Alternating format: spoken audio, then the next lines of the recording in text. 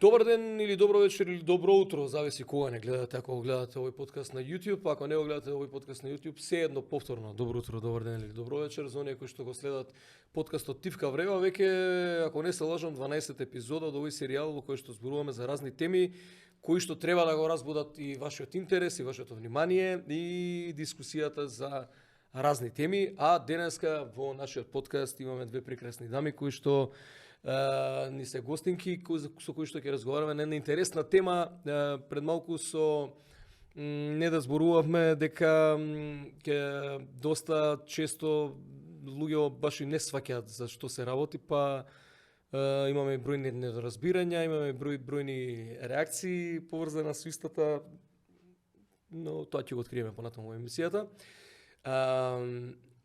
Неда Чаловска Димовска. Да, така е. Без Димовска некојаш со Димовска. Па да, зависи кој како ме знае од претходно. Зависи од расположение. И тоа и плюс тоа. Добро, и Наталија Теодосиева со која што некако ни тргна по подкастите, додуше овој пат сум јас во улога на домаќин. Имавме еден интересен подкаст, помислам дека растуривме со него, Да, се надевам. Можеме ли да се сметаме нате за едни од директните виновници за оние бојкоти на маркетите кои што се случуваат периодот? Па бевме предвесници. Предвесници бевме сигурно, да. Да не подбутнавме малце, да не го подбутнавме бунтот. Доста вирално беше тоа. Ако сме подбутнале, онда супер. Ама не слушаат тој од маркетите, некако повторно да. Читаме. Не знам што се случува со бојкотот, продолжува бојкотот? Бојкотот не продолжува, меѓутоа денојуве сме сведоци на информации, треба да се потврди до крај, да се докажат на суд дека одредени маркети се здружиле во една кампања на одржување на маржите вака здружно, нели како беше тоа, сложни трговци и брат ти го кажува. Сложни трговци и во петок мрсат. Така што ово ми го пише баш на Facebook, од кога беше обзнането до неве, ќе видиме што ќе се случи, тоа некоја друга тема, може да отвориме во некој подкаст, меѓутоа ќе трае доста и да видиме епилогот како ќе биде од сето тоа. Денеска сме тука да позборуваме за една интересна тема. Најпрво ви благодарам што прифативте да бидете гостинки, бидејќи некако кога ќе се спомене родова еднаквост или родова нееднаквост, не знам како ќе ја насловиме на крај. Вообичаено тргнуваме со овие подкасти, па на крајот од емисијата и од подкастот решаваме како тој ќе се вика, затоа што не знам, имавме бројни теми од типот на феминизам, сексуално насилство, машко ментално здравје, па на крај одредувавме зависно од тоа на каде оди овој разговор и текот на истиот, па според тоа го обликуваме насловот на истиот на крај. Родова еднаквост. Еве имаме и стручњак од областа на, дали ќе кажам сега правилно или не, ќе ме поправиш, на човековите права и на родовата еднаквост. Така му доаѓа? Да, родовата еднаквост е човеково право, така да ништо не е грешка, меѓутоа јас сум правничка која што веќе 13 години фокусирано работам во делот на недискриминација, родова еднаквост, заштита од родово заснувана дискриминација. Имам среќа тоа што ми беше пасија и да можам нели и професионално да го работам, така да мило ми е искрено за темата, заради тоа што ќе пробаме наједноставно на луѓето да им објасниме нели за што се работи, како се засегнати мажите и жените од родовата нееднаквост, така да се надам ќе биде интересно и што е разликата. Сега слушаме многу полова еднаквост, родова еднаквост. Дали се употребува терминот полова еднаквост, генерално ти како што спомна, дали е родова еднаквост или родова нееднаквост, највеќе е забрана за дискриминација по основ на пол, род и така натаму, нели не да пред да продолжиме вака се едно сегам да разјасниме. Кога почнем овој подкаст, тоа го кажам и вон снимањето, пред да почнеме бев прозван, не ми е важно, меѓутоа доаѓа до мене, ми е чудно, малку не ги разбирам тие работи. Дека сум станал дел од движење на родова идеологија или дел од родовата идеологија. Што е? Те молам објасни од што сум дел, затоа што не сум баш ниту свесен, ниту запознаен. Очигледно сум станал дел од нешто за кое што не сум доволно свесен, ниту го познавам. Па генерално терминот родова идеологија е нов, заради тоа што јас си тргнувам нели од тоа што е концептот на човекови права, што викаат меѓународните организации, што вика нашата нели правна рамка и така натаму. Тоа не постои. Значи таков термин не се употребува ниту на меѓународно ниво, не е поврзан со заштитата од родовата нееднаквост, така да тоа генерално е концепт кој што го користат, односно израз кој што го користат во негативна смисла определени движења. Тоа разбрав до некаде, да. Според мене да има големо уназадување во делот нели на родовата еднаквост и тоа што е постигнато. Заради тоа што има голема разлика во однос на тоа како почнало, нели порано било да речеме забрана за дискриминација по основ на пол. И тука нормално се мислело заради тоа што се почнало од половите разлики меѓу мажите и жените, затоа што навистина во минатото имало најпрво дискриминација поради половите разлики, например на жените не им било дозволено да бидат вклучени во безбедносниот сектор, не можеле во полиција, во армија, заради што... Па и во политиката. Да, ама тука се тргнувало од биолошките разлики поврзани со физичката сила и така натаму. Меѓутоа, со текот на времето, значи, гледаме дека ова веќе почнува да се надминува и впрочем ние имаме дискриминација, односно се бориме за родова еднаквост, а тоа е поврзано со да имаме исти можности во општеството, општеството исто да не гледа и да ни обезбеди услови каде што ние сакаме во било кое поле да се оствариме, да имаме еднаква можност со мажите. Значи тоа е разликата. Веќе родот се однесува на некакви социјални аспекти кои што апсолутно нас не уназадуваат и веќе кога зборуваме за родовата еднаквост, нели тука се стереотипите, предрасудите за тоа што можат жените, што можат мажите, што е очекувано од девојчињата, што е очекувано од момчињата и така натаму. И тука веќе исто така има развивање, значи од тој бинарен систем, односно мажи-жени, да се оди на тоа на кај родовиот идентитет. Односно дека да, некој може да се роди биолошки како машко, женско, меѓутоа има определени луѓе во општеството на глобално ниво и од секогаш постоеле што едноставно не се идентификуваат, иако нели така се родила, не се идентификуваат со полот од раѓање, односно не го превземаат родот, за тоа општеството им вика вака треба да се однесувате понатаму како мажи или како жени. И тука всушност настанува целиот проблем. Меѓутоа пак ќе кажам дека дури родовиот и овој развој и родовиот идентитет и на меѓународно ниво, да речеме веќе имаме и судска пракса која што вика дека и за овие луѓе треба да се обезбедат минимум човекови права, како например промена на матичниот број и така натаму, а се со цел нели да на некој начин не им биде загрозена безбедноста, не доживуваат тортура, нехуман третман. Дури јас стално викам, значи нашите луѓе во држава стално викаат ако нешто не им се свиѓа на суд, ќе одам јас во Страсбур. Значи дури Европскиот суд за човекови права во Страсбур, кој што луѓето обично сакаат да го кажат, има донесено дури за Македонија позитивна одлука за заштита на трансродовите лица во однос на тоа да ја каже на државата дека ги дискриминира овие лица што не им овозможува например промена на матичниот број. Така да сакам да кажам дека и на меѓународно ниво, значи веќе си постојат определена заштита дури за овие лица. Меѓутоа, што е проблемот со родовата идеологија според мене? Пак ќе повторам дека ова како збор ја не сакам да го употребувам зашто за мене не апсолутно е непостоечки е, значи се стигматизираат луѓе кои што работат на родовата еднаквост, се стигматизираат организации кои што работат, се таргетираат, па дури луѓе, еве например вие соработувате со организација која што апсолутно се бори за заштита на правата на девојчињата, на момчињата, на жените, на мажите и така натаму, организација која што има придонесено многу да се развие заштитата на нас како жени и како мажи во однос на заштита од дискриминација и постојано да речеме се на тапет поради тоа што го прават и проблемот што е. Овие лица да речеме во нашата држава се многу малку, па дури можам да кажам дека не се ни толку видливи. И сега, дали суштината на значи оваа негативна цела кампања, стратешка кампања е заради овие лица или заради мене се работи за нешто многу поголемо, а тоа е впрочем да се дојде до назадување на правата на жените, кои што се однесуваат на сексуалните и репродуктивните права, односно ние самите да одлучиме за нашето тело, да одлучиме за правото на избор на А реакциите абортус. најчесто доаѓаат од машки лица или од женски? Па мислам дека тука поделано е, затоа што очигледно Жените е како дека да се има погласни.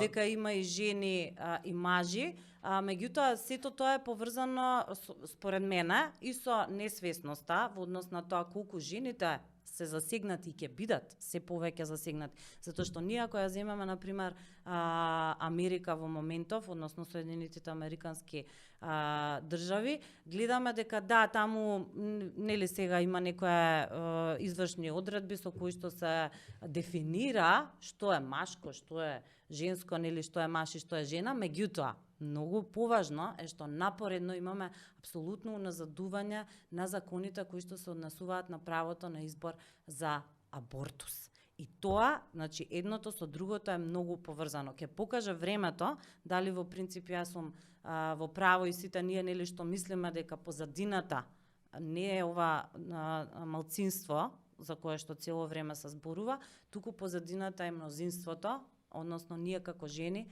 да се ограничи поврзано нели со тој концепт дека што сега се промовира, враќање на семејните вредности против апсолутно јас не знам кое нели и сметам, јас исто така сум мајка, имам 2 деца, функционираме во семејство, се трудиме нели тоа семејство да биде една средина каде што ќе растат слободно, каде што ќе се слушне нивниот глас, каде што јас и партнерот имаме поделени обврски, сакаме да им дадеме пример како и тие треба да се однесуваат утре во семејството, што треба да очекуваат, дека не треба да има насилна средина, така да таа негативна конотација дека овие луѓе кои што се залагаат за родовата еднаквост се против семејството е апсолутно негативна. Меѓутоа ние сме против вредности кои што се залагаат за согласување со насилство во домот, само поради тоа да обстои определена заедница, се залагаме за заштита на жртвите од насилство, кои што најчесто се жени, апсолутно се залагаме за правото на избор на жените да одлучат за своето тело и да одлучат за абортус и да се грижат за своите сексуални и репродуктивни права и да ги заштитуваат. Тоа ќе биде посебна тема што ќе обработуваме. Да, мислам одлично сакам да кажам дека се дава една негативна конотација кој што најголемиот дел од луѓето и ги збунува. Значи ги збунува и сега јас треба да одберам страна. Не треба да одбираме страна. Мислам дека сите сме на страната на која што промовира нели заштита, промовира праведно општество, едноставно само треба да се објасниме. Па дури мислам дека и дел од овие кои што промовираат, освен нормално тие кои што не го прават тоа тенденциозно и кои што се дел од овие движења, едноставно мислам дека со едукација и со дискусија кога ќе сватат за што се работи, мислам дека и самите би се, или барем се надевам дека би се оддалечиле од такви движења во принцип кои што таргетираат, кои што повикуваат нели или оправдуваат насилство. Знате, што знаеш ти за родовите еднаквости или нееднаквости воопшто, запознаена си со оваа тематика? Како не И мислам. локално колку си засегната или не, посебно како актерка, затоа што сме го отворили овој муабет во подкастиве. Да. Види вака, со самото мое растење, со самото мое пркост, јас како растев како девојче се соочував со тоа, иако не знаев што значи родова еднаквост или што се машки, што се женски работи. Благодарение на тоа дека, ете, така сум растела или моите родители така ме растеле, дека јас сум можела да правам се што прави брат ми и обратно.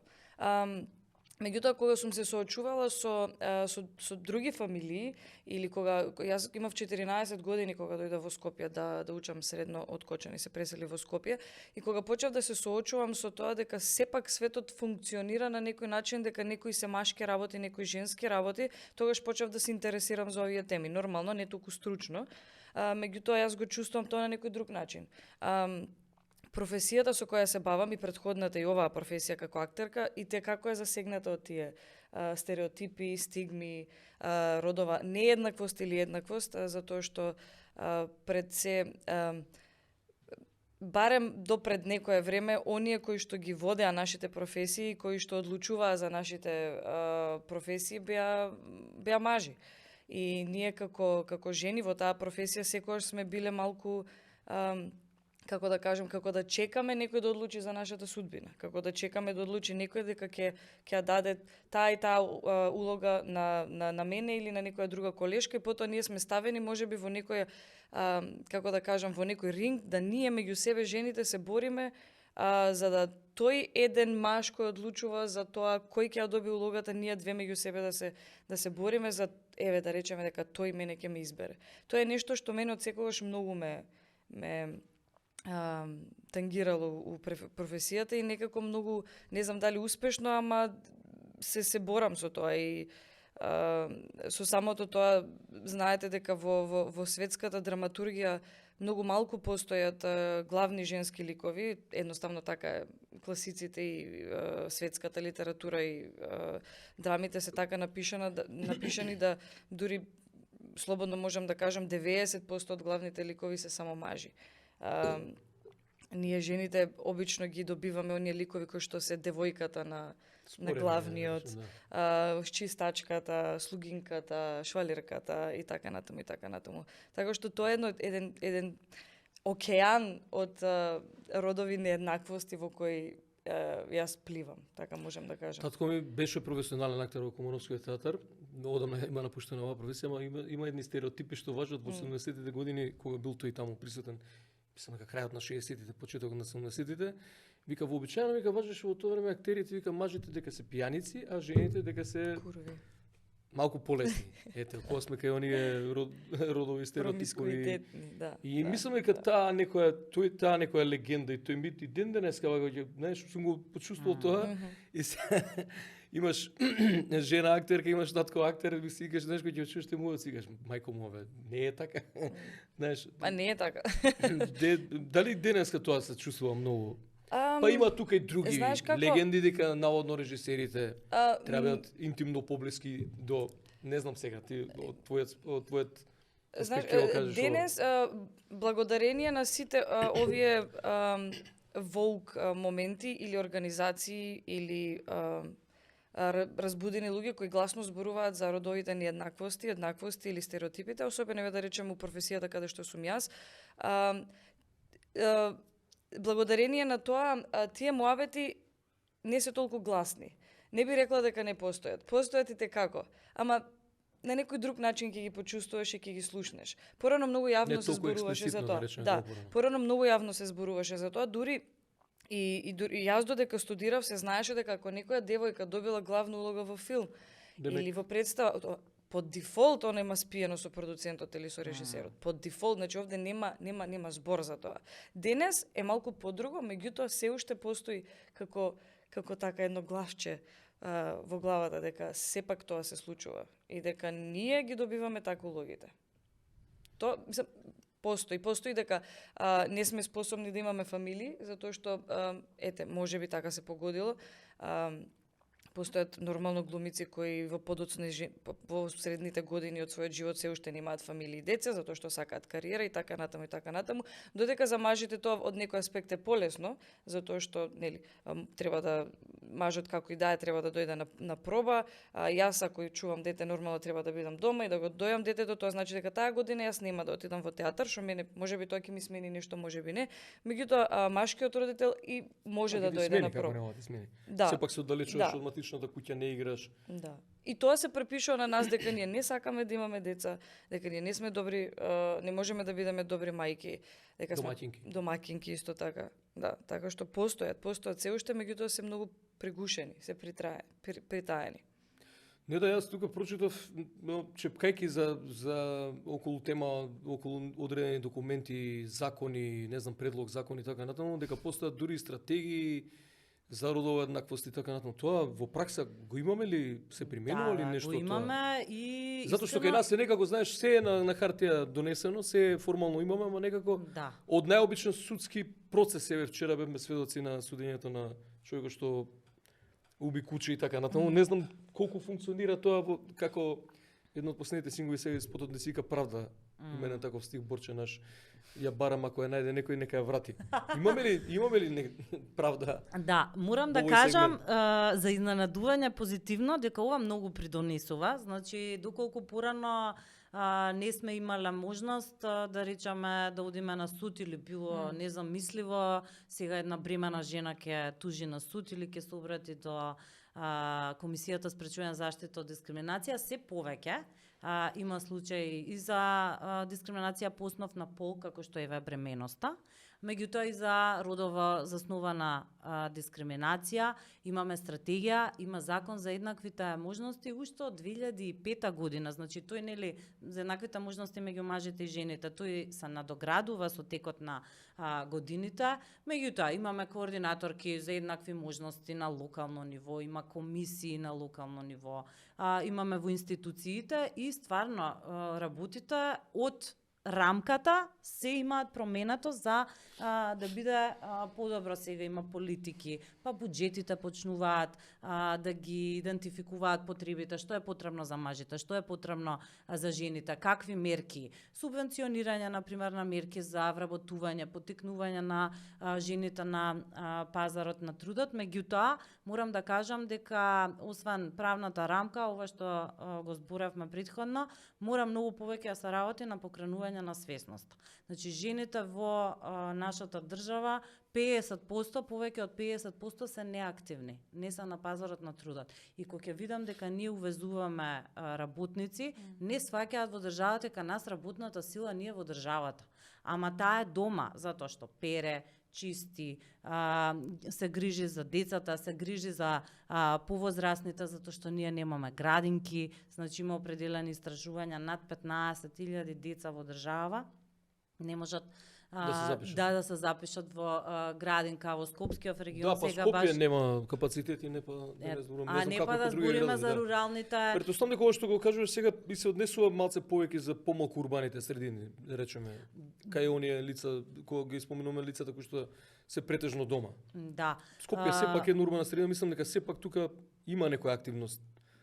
Има, меѓутоа ќе се изненадиме, баш Хира правеше едно испитување на јавното мислење, ќе биде нели споделано деновиве, меѓутоа има изненадување баш по региони каде е најголема или најмала свесноста за родовата еднаквост.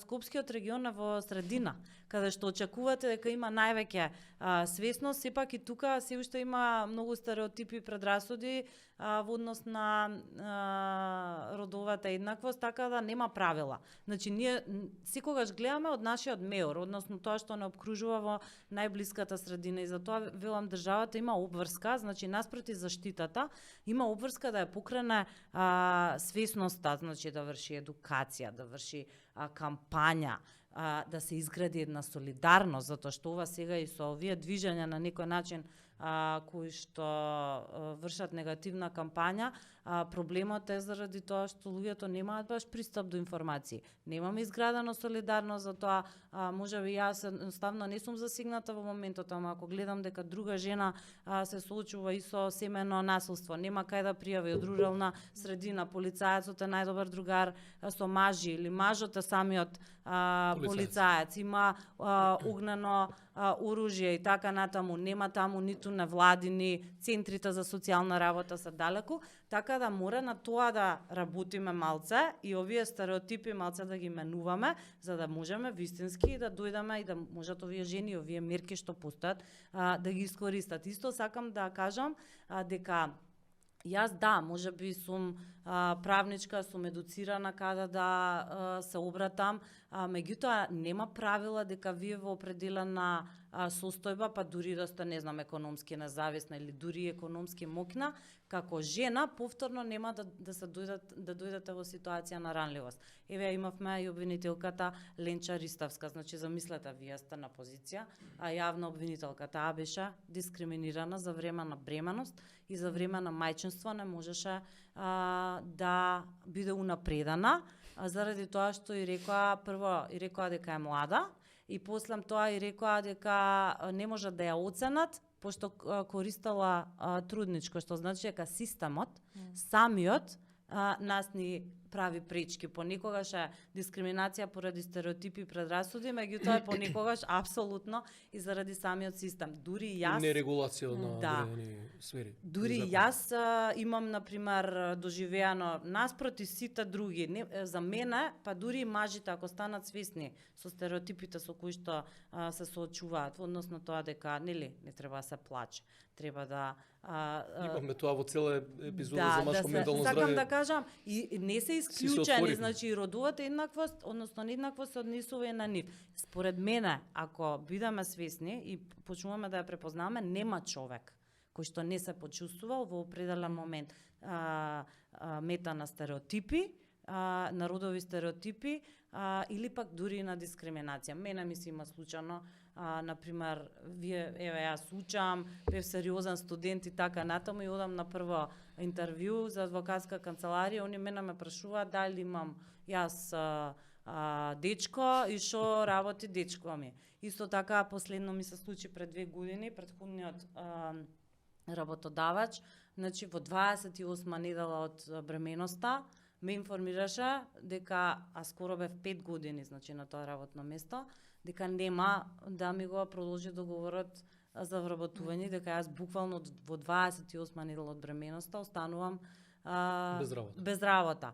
Така да, дури, сакам да кажам, сите овие ситуации, да мислите дека сте стигнале вие како жена на определено ниво, определена состојба, како што е да речеме бременоста, мајчинството, буквално може да ве врати назад на почетокот. Ама многу е важно да ние искористиме нашата информираност и нашата на некој начин омоќеност да поведеме постапки за заштита и да почнеме да правиме правна пракса и да почнеме другите жени да ги охрабруваме, како во мојот случај јас имав позитивна одлука од Комисијата за спречување заштита од дискриминација, обвинителката имаше позитивна одлука за да другите жени ги охрабриме. Мора и ние да самите да искористиме нашата положба и ситуација да се спротивставиме на овие центри на МОК. Па дали тоа било, не знам, судски совет, дали било меѓународна организација, дали било некоја голема компанија, се зборам во делот на работните односи. Меѓутоа, сите структури, значи мора да почнеме да се поддржуваме едни со други и мора да почнеме да ги користиме овие правни механизми. Знате, колку често ни животот си била во ситуација да почувствуваш момент на родова нееднаквост или нови стереотипи на своја кожа? Па небитно, не мора да е професионално. Сега, да, не мора да е професионално, меѓутоа прво што ми доаѓа на памет се баш тие од професионалните моменти. Како не, мислам, еве сега прво нешто што ми текна е се сеќавам кога имавме премиера на филмот Врба. Тоа беше некаде 2019 година ми се чини. И нормално после секој филм, особено на Милчо Манчевски филм, секојаш има фама околу маркетингот, околу глумците и така натаму и посетував често интервју, бев викана на емисии, доаѓаа луѓе, после изведби и така натаму. Неколку пати ми се случи заедно со партнерот, јас и Ненад Нацев сме партнери во филмот. Имам интимна сцена во филмот и често заедно ги дававме интервјуата. Никој него не го праша како беше неговото искуство да се соблече на камера или да има интимен контакт со партнерка. Мене, па од, да речеме, од 10 интервјуа, 6 новинари, не знам дали ова случајност или не, беа мажи, ме праша како сум се снашла јас со тоа, како мајка ми и татко ми реагирале на тоа, како мојот партнер реагирал на тоа и еве јас сум откочен од мало место, како тоа ќе се одрази на мене. Да. Ми беа поставувани тие прашања од новинари. Од новинари кои ние секој ден ги гледаме и ги слушаме и се релевантни и така натаму и така. Мојот партнер, мислев на Ненад Нацев, партнерот во филмот, никој не му постави такво прашање. Никој. Затоа што ако тргнеме од стереотипите, нема логика да го прашаш ти како му е на машката, му веројатно попријатно треба да ти биде помалку пријатно или да се. Да, требаше да се почувствувам осудена поради тоа дека сум се соблекла пред камера, дека сум Воопшто не е смешно, меѓутоа единствено се насмевнувам пошто прашањава се стварно како од минатиот век. Апсолутно. Значи таман ќе си помислиш, еве, затоа викам, законскава рамка постојат мерки и така натаму, ама ако не работиме на ова, значи да се објасни зошто одредени прашања не се само прашања, туку едноставно кај тебе предизвикуваат револт, па дури може и на ниво на вознемирување да бидат, ништо. Мислам, стварно не постигнувам. Посебно да речеме и од новинарите што треба да промовираат, треба да имаат позитивен наратив, уште прашањава, стварно како од минатиот век. Што да промовираат новинарите и порталите работат на кликбейт, баш така, провокации, периодов кои што не носат ама баш ништо позитивно ниту положително. Баш во оваа ситуација, да беше веројатно во Италија или во Германија ова истото, од тамошни медиуми, не верувам дека новинарите нема да го споменеме моментот. Да, апсолутно. Баш така и мислам дека новинарите се оне медиумот меѓу мене како уметник и публиката. Они се тие кои што ќе ме представат добро или лошо пред публиката, ќе ме одбранат, ќе ми дадат ветер у грб или нема.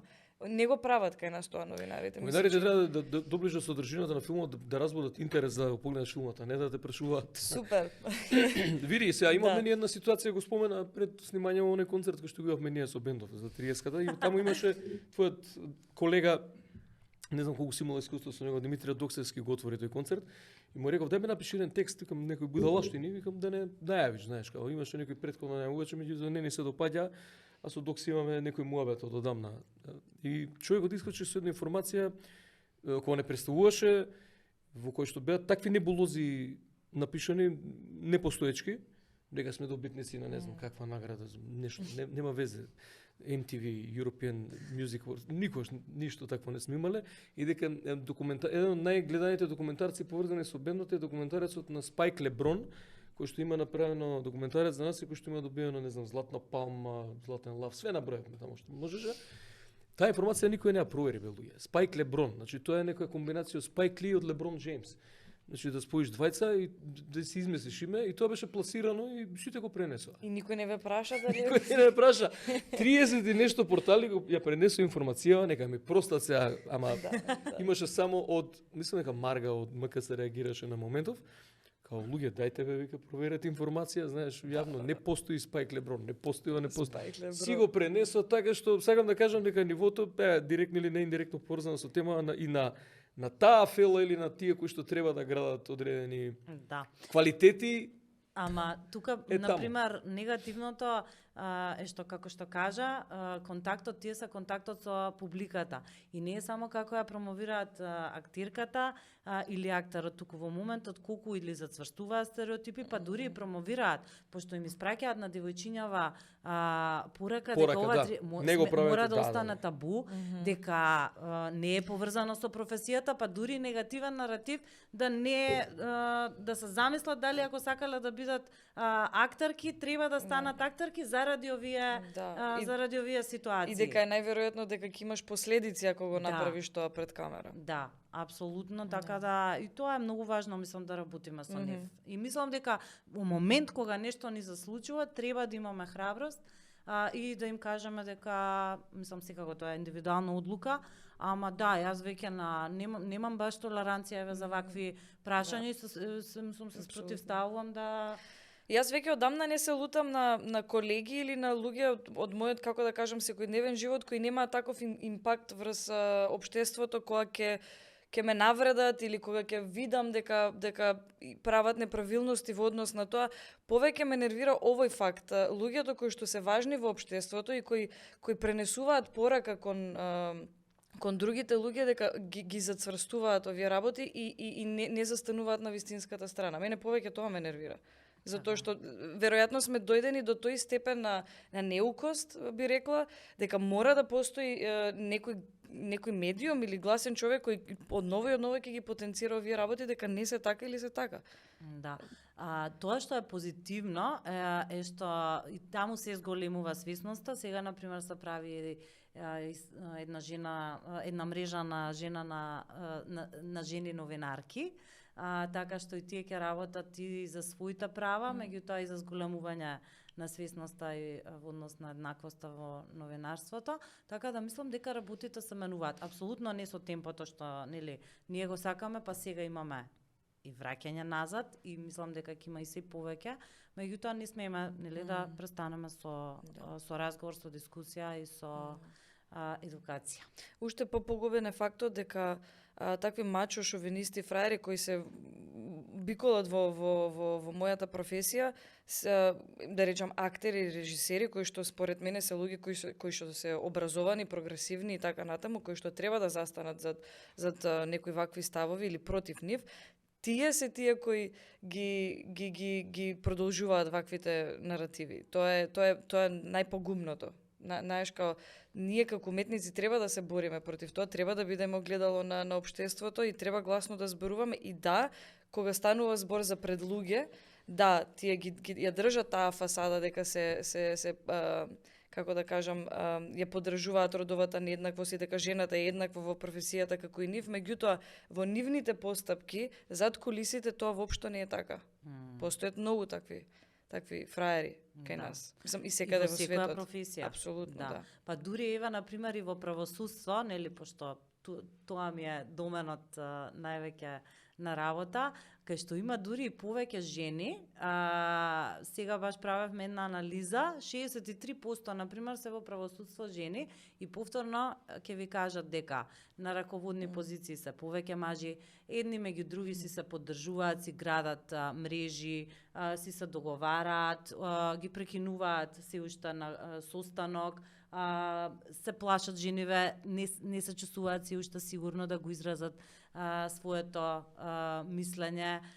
Така да, и ние мора да градиме мрежа на поддршка, ама мислам дека не треба да бидат исклучувачки сега, не знам, секција, жени, секција, мажи. Види, сега, еден стереотип, ја не сум чул некој директор да има секретар, а не секретарка. Да. Или она, како беше го споменавме во една од епизодиве, во кафеаниве, во меаниве се бараат готвачки секогаш. Готвачка.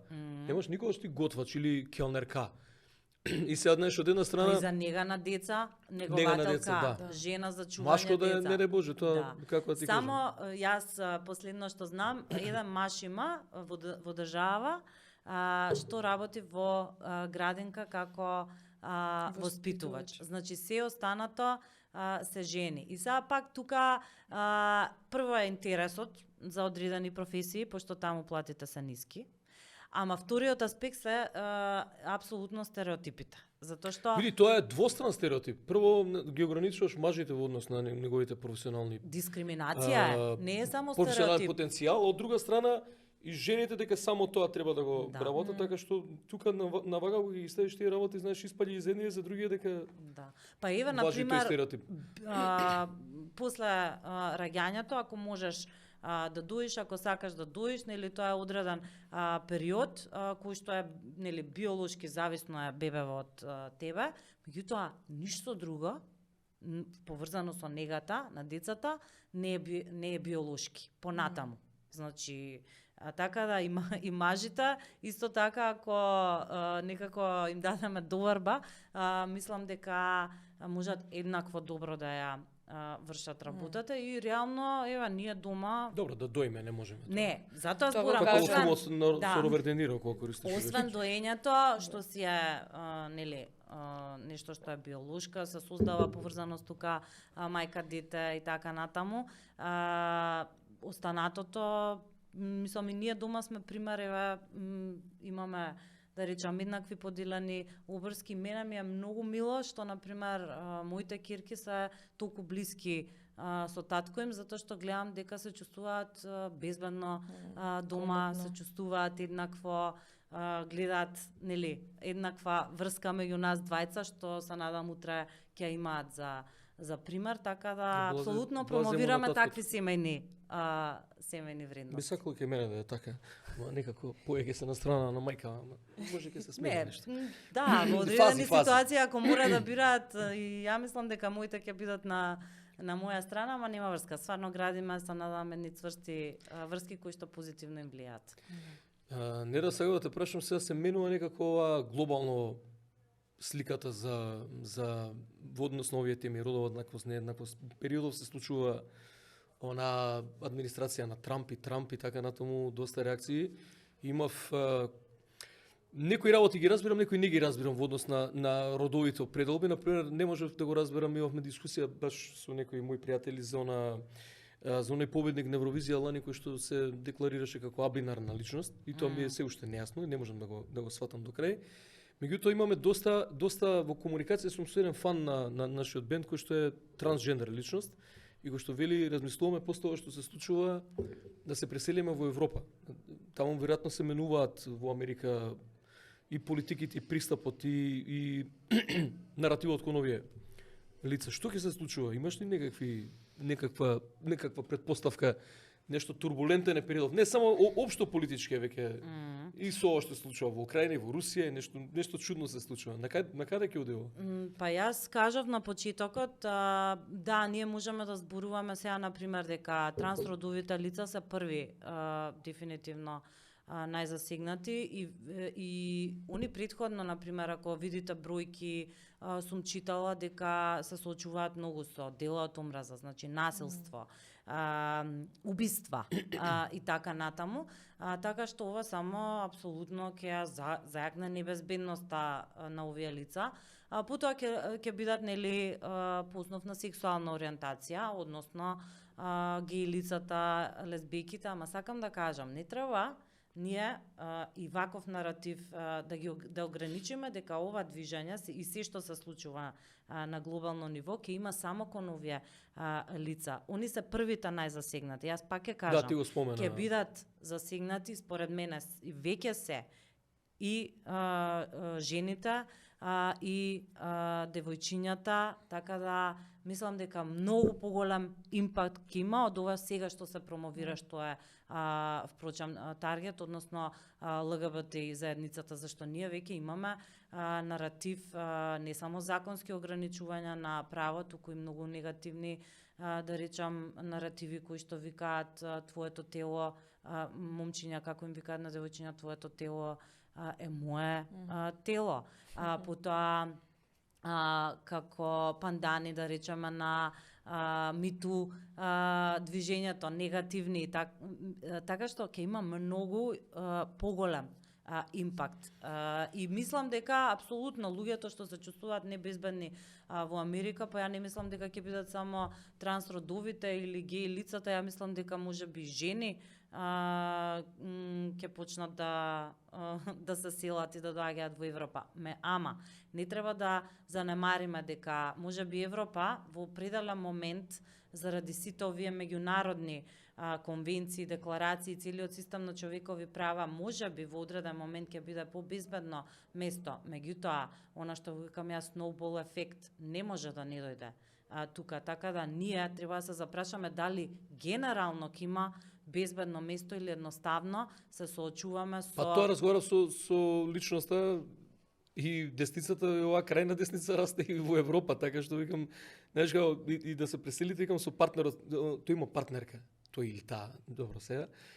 Сака да дојдат да живеат во Европа, викам, нема да мислиш дека за некоја година амбиентот нема да биде многу поразличен од американскиот, бидејќи тие се некакви, што викаш ти, snowball ефект, гледам, расте доста и таа радикална десница во Европа, ставовите се малте ли исти. Различно е што Европската унија, например, презамајки ги од Обединетите нации, сите меѓународни документи, основата, значи, на создавање на Европската унија е забраната од дискриминација и принципот на еднаквост. Колку, значи, ќе се држат до овие нивни основачки документи и правно, меѓутоа многу поважно суштински, за тоа што ќе промовираат политичарите, како ќе се однесуваат, колку овие механизми на заштита ќе ги направат ефикасни, зашто и ние сега, например, ако го земете вие кривичниот законник и други закони, и имаме од говор на омраза, од дела од омраза, имаме заштита и по основ на пол, и по основ на род, и по основ на родов идентитет, и по основ на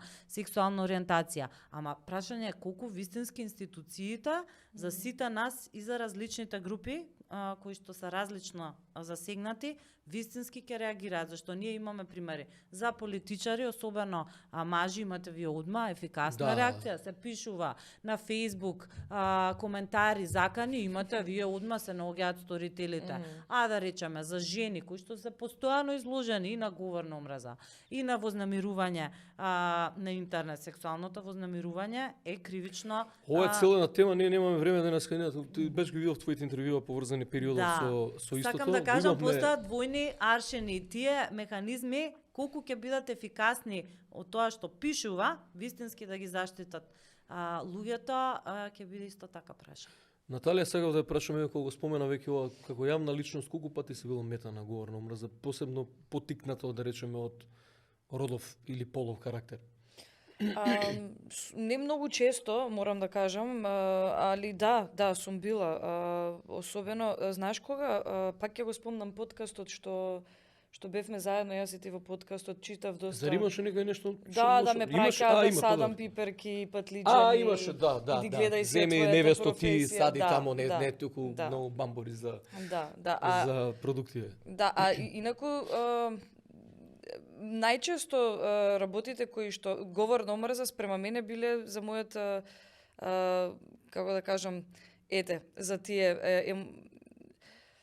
сексуални сцени во филмови или на представи, например. Тоа било најчесто.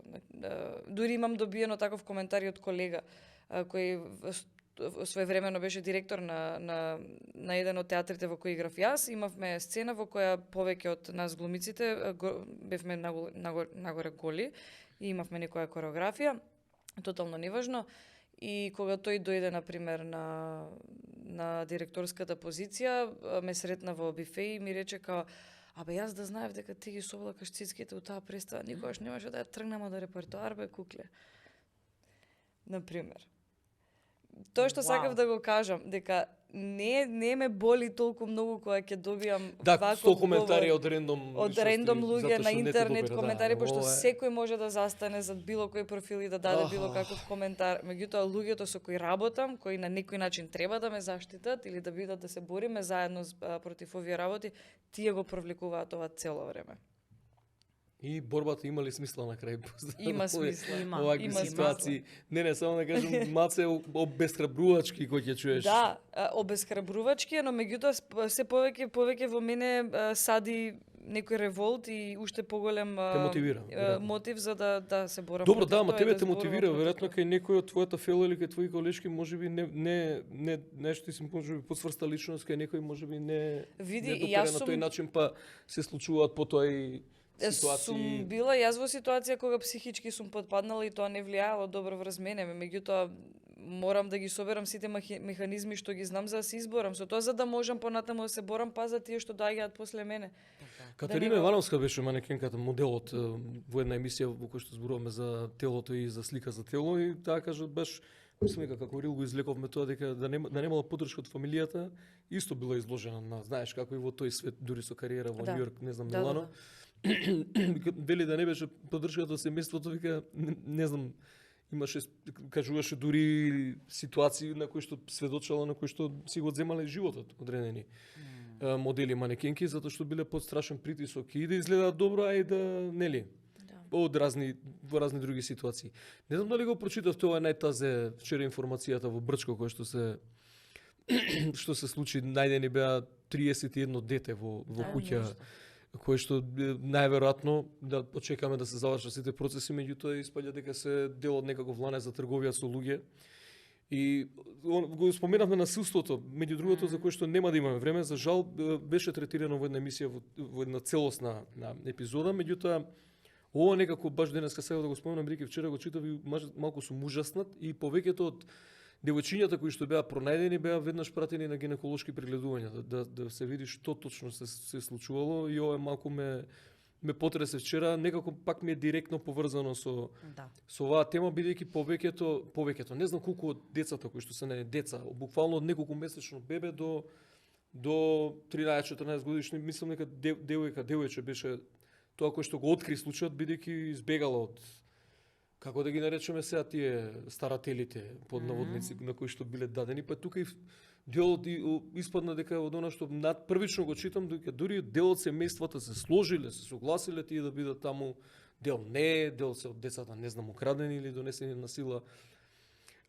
И директно беше поврзано со немуваме дека ако ги оставиме овие нешта вакви, дека нели овие случаи понатаму нема да бидат процесуирани до крај и казнувани, а во многу случаи во Македонија не се до крај ниту казнете. Не знам кој е твоето искуство, повеќе ќе кажеш? Па еве 2 дана претходно, не знам дали го фативте насловот, исто за жена која што била мета на трговија од страна незиниот маж, кој што ја продавал, и потоа додека таа нели вршала сексуални услуги со други мажи, ја мониторирал преку телефон, а потоа кога ќе се вратила дома, физички ја напагел, ја тепал, па дури гасел цигара од незиното тело. Значи ова е во нашата држава и да, на трговија со луѓе генерално најголеми жртви исто така се жените, повторно поврзано нели и со моќта, односно немоќта која што имаат во општеството. И сега и со ова што се случи во Франција, значи знаете за жената која што мажот ја дрогирал и несвесно канал други мажи ги снимал. Да, и тоа траело со години. Значи, овие случаи мислам дека ќе охрабрат за да некој пријави. Сега тоа останува на нас, ние како држава, колку ќе даваме поддршка за они вистински да искочат од кругот на насилството. Зошто? Они може да се охрабрат, да пријават, ама вие после ако не им дадете поддршка, немаат друг начин освен да се вратат назад. И мислам дека почнува сега ова да се отвара и трговијата со луѓе како прашање. Имаме една позитивна одлука, меѓутоа пак казните се многу ниски. Значи, ние мора нешто и со казнената политика да направиме. Ово неминовно во секоја емисија го споменувам. Да. На различни теми, не знам. Да, казните се многу ниски, имаме многу висока толеранција кон сторителите на насилство како држава, посебно за семено насилство, нели во име на тие, ја ги кажувам, негативни семени вредности, зашто има и семени вредности што се позитивни. Да, имаат условна осуда, или пак многу ниска казна, да потоа се вратат дома или во текот на постапката која што е многу долга, каде што жртвите се незаштитани, да се вратат, да повеќе ја истепат, па дури да ја убијат. Сега е многу актуелно и ова морам да го кажам, дека порано имаше дупка во законот за одземање на огнено оружје. И се свати дека голем број од фемицидите, убиствата на жени се вршат баш поради тоа дека немаме добра политика. Се сменија законите и сега има предлог да се врати законот во однос на полициските службеници. Ако претходно бил пријавен за семено насилство и веднаш доаѓа полиција, мора одма да му го одземе оружјето. А сега да направеле постапка, па да направеле извештај, па проценка, па послам да му го земат оружјето, што значи дека повторно, ако се враќаме назад, ако се случи ваков регрес на законот, ние ќе оставиме еден период да полициски службеник пријавен за семено насилство има период кај што ќе може да го користи оружјето и е многу веројатно дека ќе го злоупотреби оружјето, пошто ќе знае дека жена му го пријавила. Така да, и нешто што сме го оствариле, ако не сме гласни, ќе се врати назад. И апсолутно се сложувам дека нема застанување, значи мора да продолжиме да се бориме, нема друга опција. Не само фемициди, често го кажувам и оној пример за жената во Кратово кој што ги уби свекорот и мажот. И ситуации во кои што па им пука филми на жените, па се случуваат и обратни ситуации и на крајот сето тоа завршува трагично. Нате, за самиот крај, бидејќи немаме повеќе време, при крај сме, сега те прашам, дали си било и дали би било дел од некакви кампањи, да речеме, за подигнување на свеста за оваа родова нееднаквост? Си имала ли искуство со такво нешто до сега? Па веројатно сум имала, пошто генерално поддржувам се што ме тангира мене како жена во општеството и во мојата професија, која некојаш сум се чувствувала дали ги има загрозена. доволно? Да, постојат, не се толку чести, постојат, сега не сум сигурна за родова еднаквост, дали некојаш сум учествувала или да, би учествувала затоа што, пак ќе кажам, тоа е нешто што мене лично ме тангира.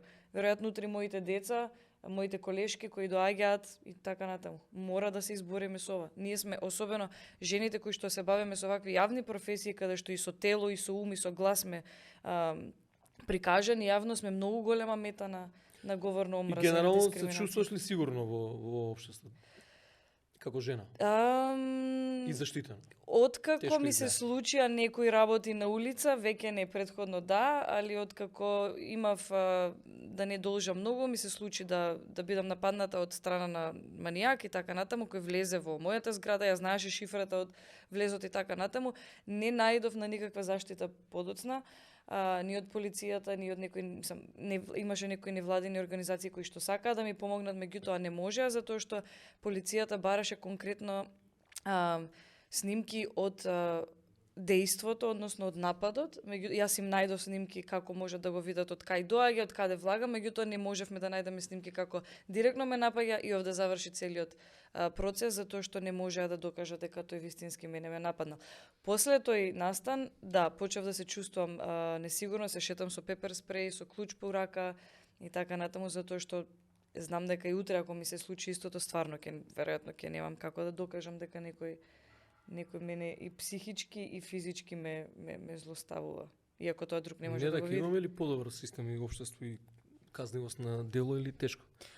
Јас генерално сум оптимист, значи нормално зависи, има некои денови кај што може да ме најдете као дека сум многу љута и нервозна, да. Меѓутоа генерално зошто? Затоа што ја гледам историјата. Заради тоа што историјата покажува ако во минатото не сме имале ништо, сега имаме документи, имаме конвенција, имаме национална легислатива што ги следи тие документи, имаме пракса од судови, имаме комисија, имаме измена на законите, така да... Сето тоа е добро, ама дали во пракса го имаме тоа?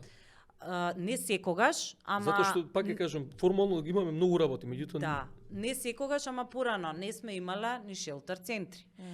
Не сме имале ни први одлуки ни за демнење, ни за сексуално вознемирување, ни за дискриминација, така да сето тоа сега го имаме. Не смееме да сега да се исплашиме и да застанеме тука и едноставно да се повлечеме во своите домови, да го напуштиме јавниот простор. Туку тоа што мораме да го направиме во овој критичен, реално е критичен момент. Значи, имаме еден многу негативен наратив, да се поддржуваме, да имаме мрежи на поддршка, дали тоа ќе биде правна, психолошка, јавна и така натаму, така што не смееме да дозволиме институциите да заспијат. Тоа не смееме да го направиме.